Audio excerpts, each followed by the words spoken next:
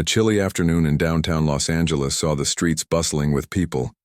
Yet amidst the crowd, a figure sat slumped against the wall of a cafe.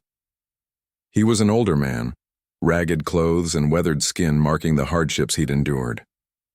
His face was tired, but his eyes held a certain spark, a flicker of something still hopeful despite it all. As people passed by, the man extended his hand, softly asking, "Can you spare $1?" Most ignored him, their gaze either shifting or avoiding his completely. It wasn't an uncommon sight, but something unexpected happened when a well-dressed older man walked by, his unmistakable posture and presence drawing the attention of anyone nearby. It was Clint Eastwood. The homeless man recognized him instantly, though he tried to act casual.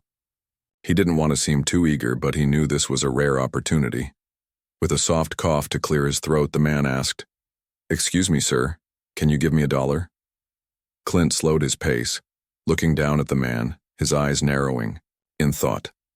The homeless man half expected the same reaction as the others, a simple dismissal, a refusal to engage. But Clint didn't turn away. Instead, he squatted down to meet the man's eyes. "What's your name?" Clint asked, his voice gruff but not unkind. The homeless man hesitated for a moment, surprised by the question. It's Mike." Clint nodded, then looked at the man with a steady gaze. "Mike, I'm not going to give you $1." Mike blinked, taken aback. He had expected to hear something like that, but still, the response stung. Instead of continuing to walk away, Clint leaned in slightly, lowering his voice. "But I'll give you something better. I'll give you advice." Mike was confused, but he kept listening. "Sometimes life isn't about waiting for a handout," Clint said, his gaze unwavering. "It's about getting up, dusting yourself, often finding a way to stand on your own 2 feet again." Mike's frown deepened, unsure of what Clint was getting at. "I've seen a lot in my life. I've had my fair share of struggles, but I never relied on someone to fix it for me," Clint continued, his voice now firm. "If you want to get out of this, you've got to find the strength within yourself. No one's going to hand you $1 and make it better. You've got to do the hard work. And you know what? I believe you can do it." For a long moment, Mike just stared at him, the weight of Clint's words settling on his chest. He had expected a simple rejection, a cold brush-off like everyone else.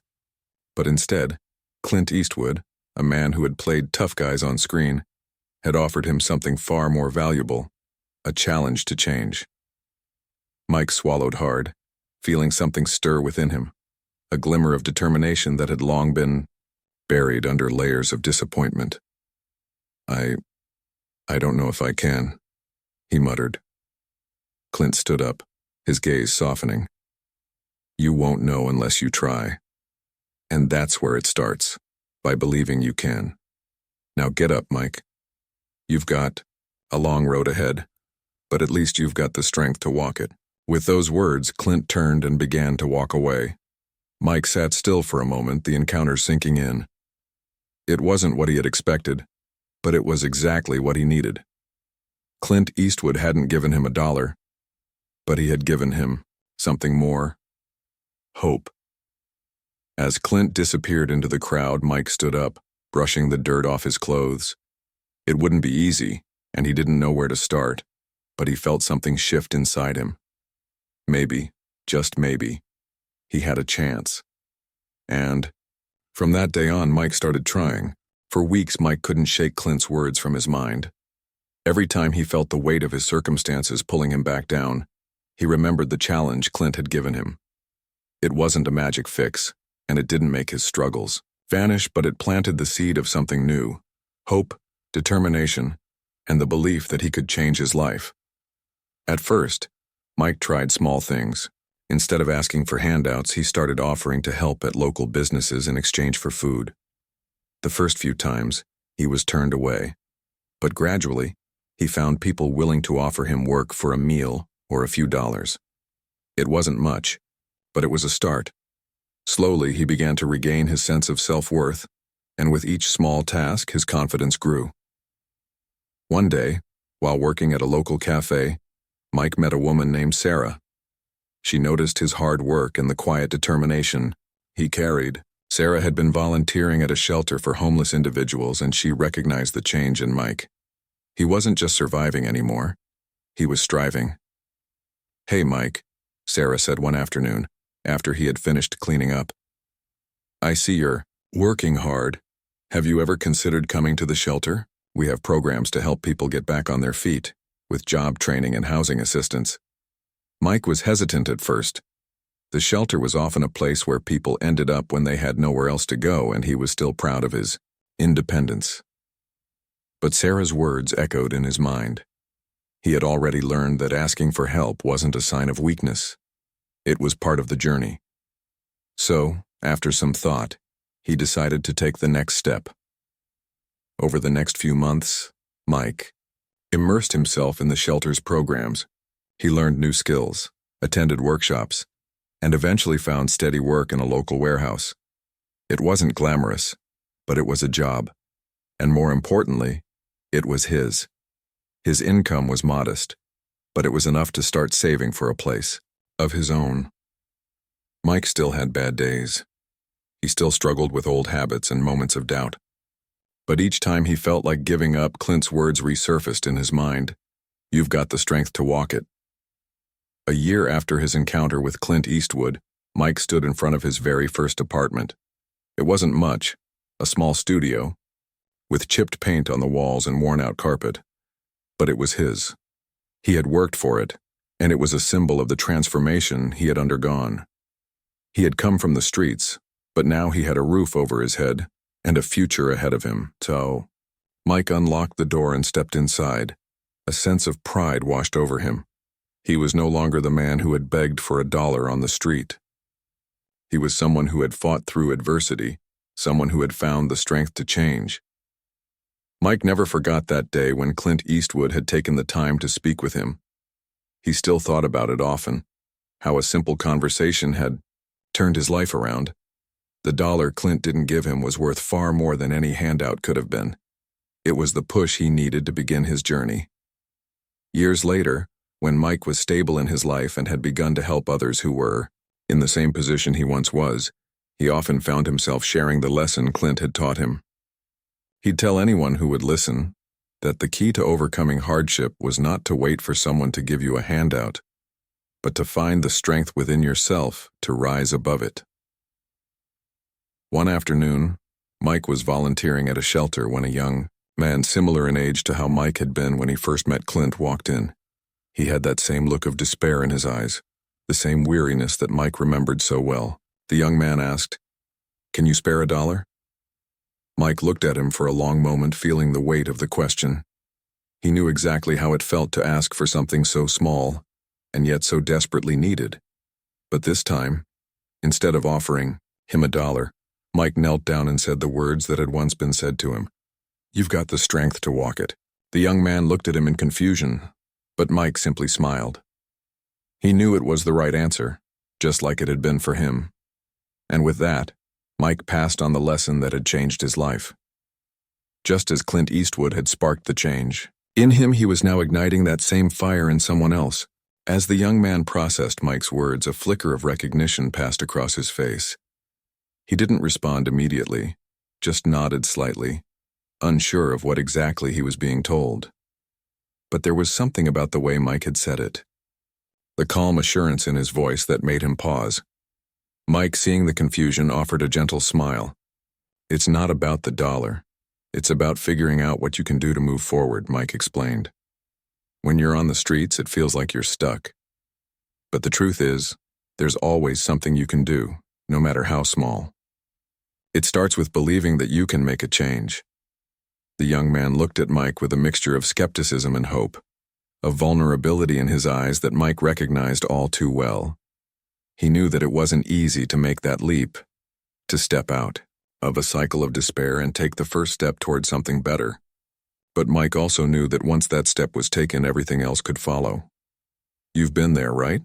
the young man asked, a hint of hesitation in his voice. Mike nodded, his expression softening. "Yeah, I've been where you are. I've asked for that $1. I felt like nothing was going to change. But one day someone gave me something more than $1. They gave me a chance. They showed me I could change if I put in the work. And it's hard, it's really hard, but trust me, it's worth it. The young man seemed to consider this for a moment, the weight of Mike's words sinking in. Mike could tell that the young man wasn't convinced yet, but the seed had been planted. Mike had no illusion that it would be an easy journey, but he also knew that the real work was just beginning for this young man. The decision to make a change had to come from within. Maybe it's worth giving it a shot, the young man said, quietly after a long pause, his voice carrying the faintest trace of determination. Mike gave him an encouraging nod. That's all it takes. Just one step. Start by believing in yourself. The young man's face softened, and Mike could see that he was beginning to consider the possibility of something better. It was a long road ahead, but Mike had taken the first step for him by sharing the same words that had once turned his own life around. Mike didn't stay to watch the young man walk out of the shelter that day, but he hoped that the small conversation, the simple words of encouragement would be the spark for him, the way Clint Eastwood had sparked something in him all those years ago. As the weeks passed, Mike continued his work at the shelter, helping others just as he had been helped. He made it his mission to share his story with anyone who would listen, and to offer that same challenge to anyone who asked for help. Over time, Mike started to see the change in others, people who had once been like him, stuck in a cycle of poverty and despair, now standing a little taller, taking the first steps toward a better future. Some made it, some didn't, but every time he saw someone try, Mike was reminded of how far he had come himself. Years later, Mike found himself in a position to open his own outreach center, a place where people could come for support, training, and a chance to rebuild their lives. It wasn't a grand operation, but it was his, and it was helping people. Each person who walked through the doors had their own journey, but Mike always made sure to remind them of the same lesson Clint Eastwood had taught him all those years ago. Start by believing you can, Mike would say to them. It's not about waiting for someone to give you $1. It's about realizing you have the strength to get up and make a change. In the quiet moments when he looked out at the faces of the people who had walked into the center, Mike couldn't help but think back to that first encounter with Clint Eastwood. He had never imagined that a simple exchange asking for $1 would set him on the path to helping others in the same way. Mike's life had been changed, not by handouts, but by the lesson that true strength came from within. And as he passed on that lesson to others, he knew that Clint's words had not only transformed his own life, but were now shaping the futures of many more. One afternoon, as Mike sat in his office at the outreach center going over some paperwork, a familiar face appeared at the door. He looked up to see the young man he had met at the shelter years ago, the one who had hesitated when Mike first shared Clint Eastwood's words with him. The young man, now a little older, a little more worn, but with a noticeable change in his demeanor, stood in the doorway. His posture was straighter, and there was a glint of determination in his eyes that hadn't been there before. "Mike," he said, his voice carrying a mix of gratitude and uncertainty, I wanted to thank you for what you told me that day." Mike's heart warmed. He stood up and walked over to him. "You don't have to thank me. You did the hard work. But I'm glad to see you're still standing strong." The young man smiled faintly, his eyes brimming with emotion. "I don't think I would have gotten here if you hadn't said what you did. It wasn't just about the $1. It was about finding something inside me that I didn't know was there. I took the step. It wasn't easy, but I started." Mike nodded, a sense of pride swelling inside him. He knew how hard it was to make that initial leap, to stop relying on others for survival and start taking control of your own destiny. To realize that the real change didn't come from outside forces, but from within. "I know it wasn't easy," Mike said quietly, "but you did it, and now you're passing it on, right?" The young man's smile deepened, and he nodded. "Yeah. I've been helping out at a local shelter, and I'm in the process of getting my own place. I'm not there yet, but I'm getting close. I just wanted to come and tell you how much your words meant to me. They changed my life, Mike." Mike was speechless for a moment. Seeing the transformation in the young man, the same way he had changed in his own life, was like watching a full circle come to completion. He had gone from being a stranger asking for $1 to someone who was now able to give back, to share the very lesson that had saved him. It's incredible to see, Mike said, his voice full of emotion. I've watched so many people come through this center, and to see you standing here, it's everything. It's why I do this. To see people realize they have the strength to change. You're living proof. The young man looked around the center, his eyes taking in the faces of people working toward their own futures. I never thought I'd be here, he said softly. I never thought I'd get out of that hole I was in.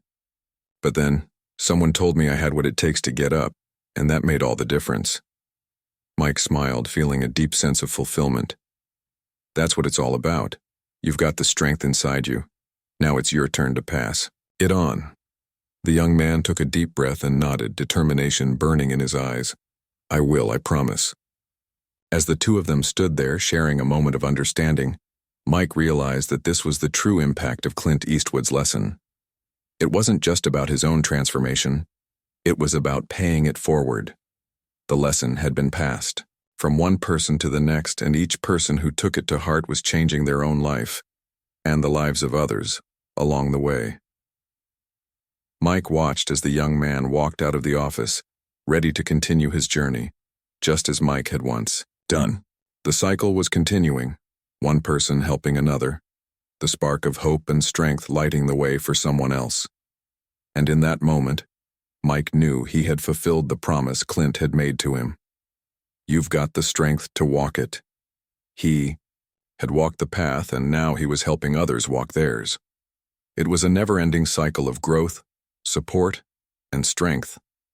A cycle that began with one simple act of kindness and would continue to ripple out, transforming lives for years to come.